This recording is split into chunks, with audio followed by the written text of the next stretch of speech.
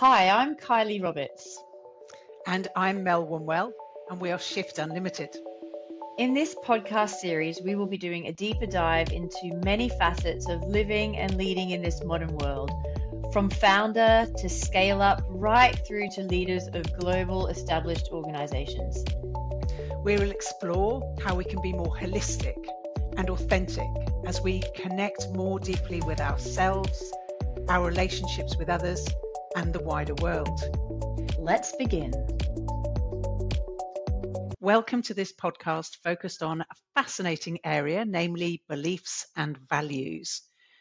Today we are going to explore what these actually are, where they reside, how they shape our lives, and how we can use them more consciously to unlock our true potential.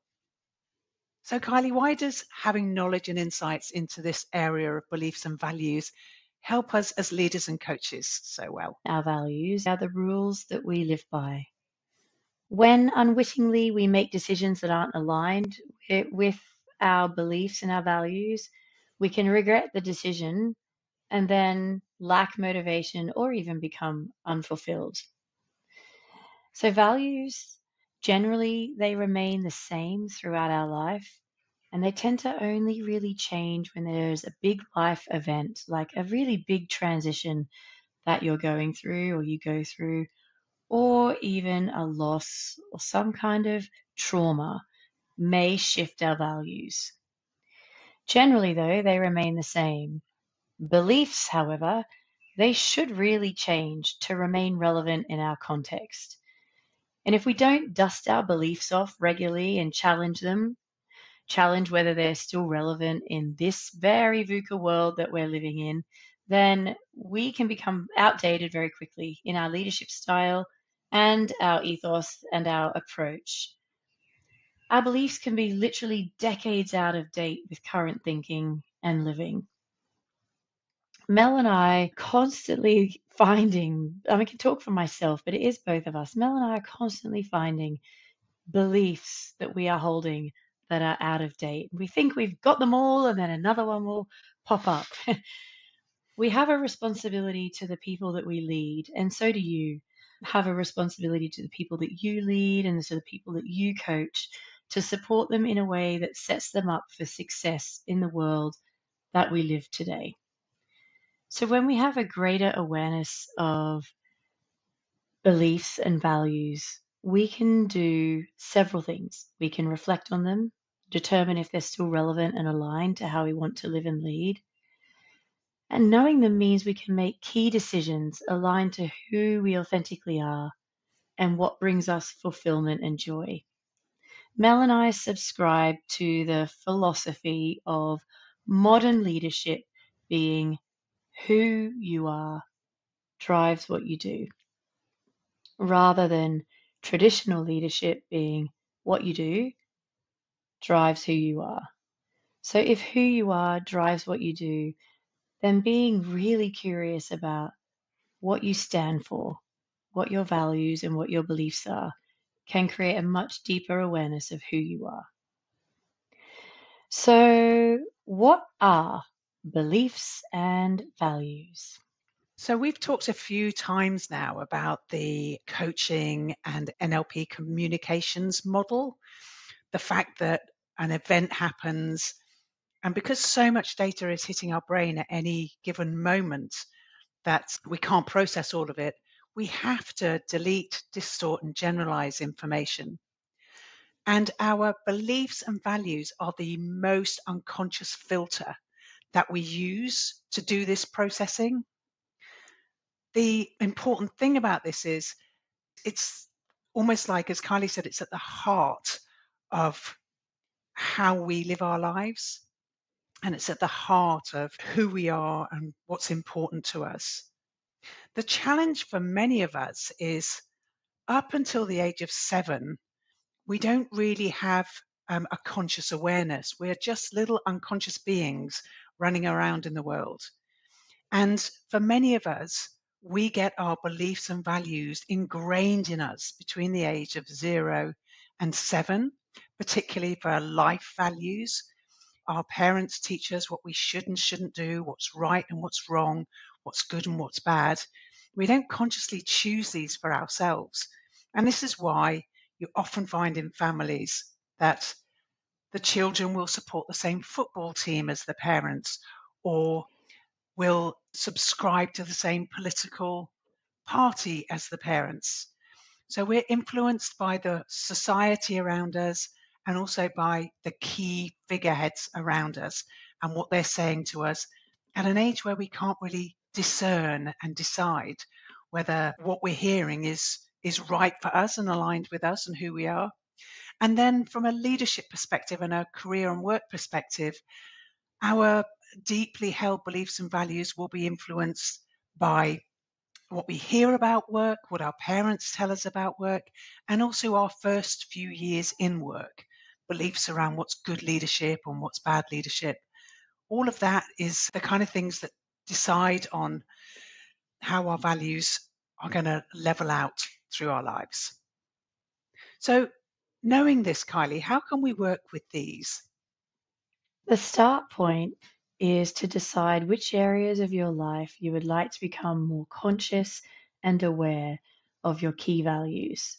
So this can be any or maybe all of the areas of life, like your significant relationship, your career, your health and well-being, your personal growth, life adventures, maybe things like financial independence, family, your friends and social network. So create a list of the areas of your life that you would like to become more conscious of. And then pick one area and brainstorm a list of all the possible values that could be relevant to that particular area. So just as a guide, when Mel and I talk to clients about what is a value, we often use the analogy that was given to us around values are something that you cannot put in a wheelbarrow.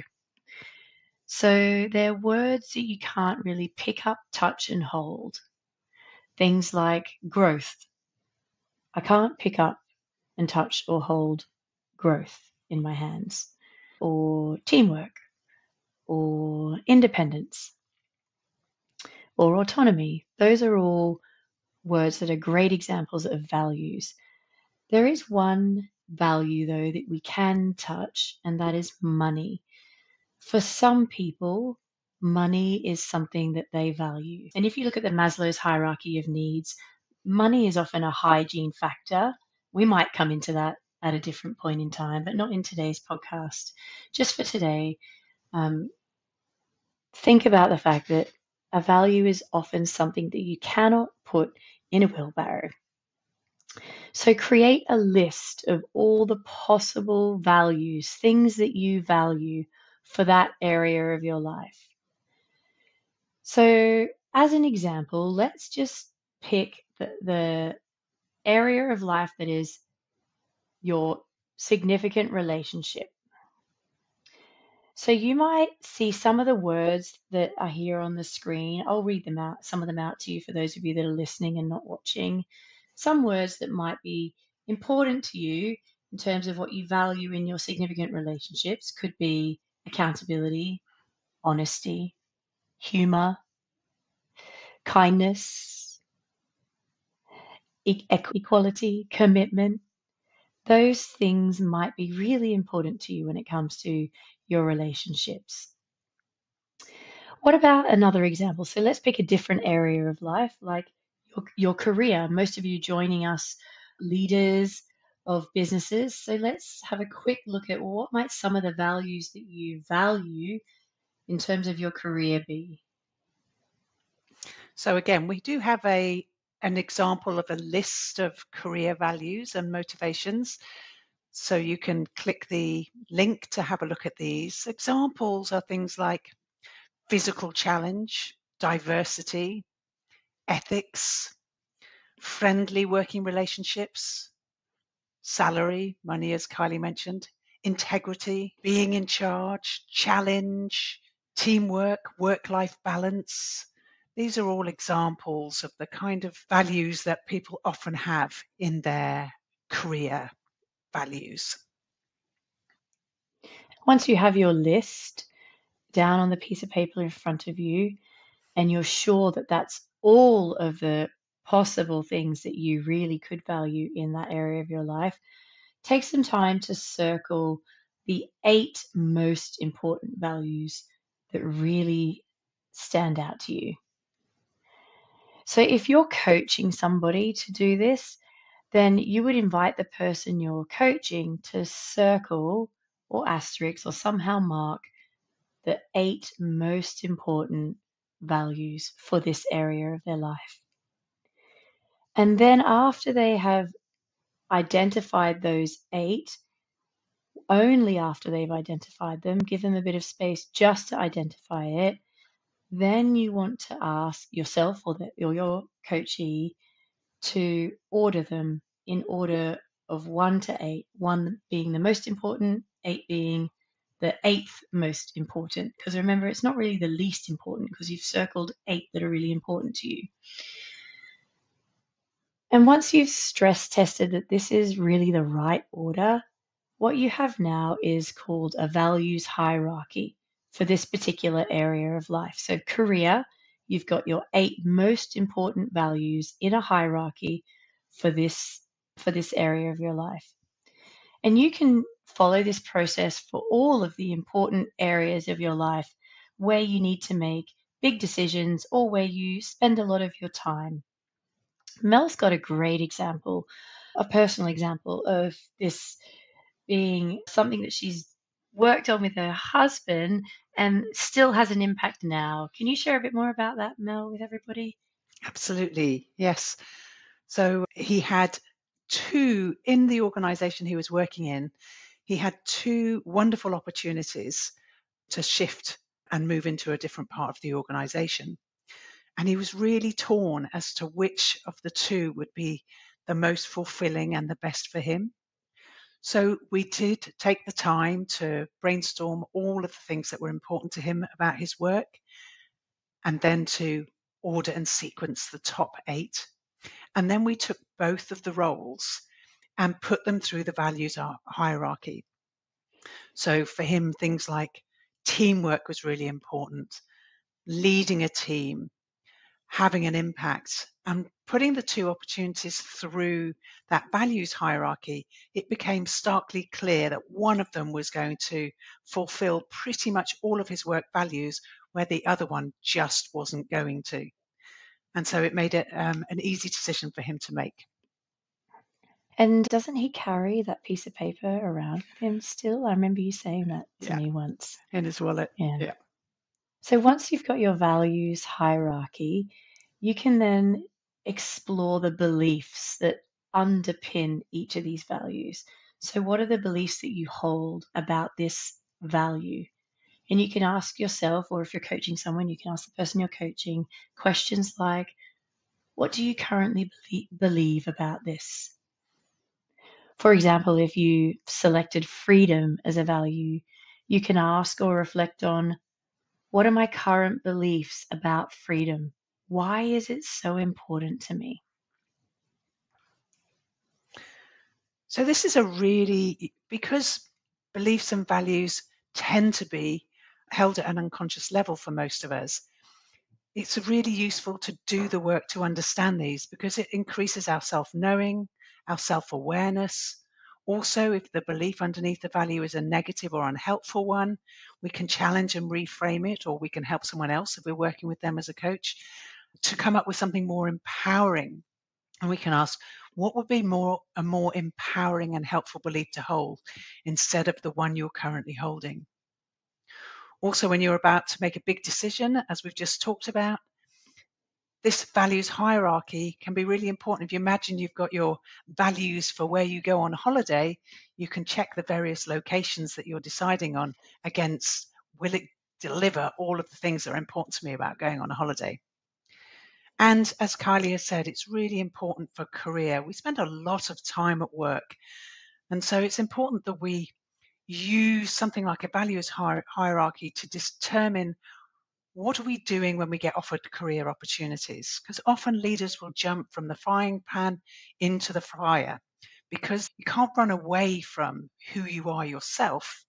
So when we're working with leaders, we'll really deeply explore for them what are the changes they're making and what's causing them to make the change, and could they do something in their current role that would enable them to deliver on what they're looking for rather than running away from it. So most leaders today have the capacity in their roles to make small adjustments that create a fulfilling career without having to jump ship.